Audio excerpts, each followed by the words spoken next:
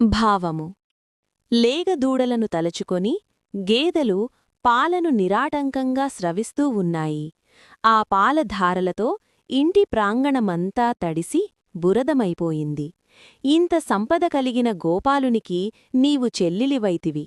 ఓయమ్మా, మేమందరము నీ వాకితకు వచ్చి పైన మంచు కురియుచున్నను సహించి నీ గడపనానుకొని నిలిచియున్నాము. పైన మంచు కురియుచున్నది, క్రింద పాలధారలు బురద చేయుచున్నవి. మేమంతా మనస్సులో మాధవునే నింపుకొని ఉన్నాము. పైన మంచు కురియటమనే శ్రీ సూక్తి ధారల ప్రవాహం సాగిపోతోంది. కాళ్లక్రింద పాలధారలనే ఆచార్య ఉపదేశ ప్రవాహం సాగిపోతోంది.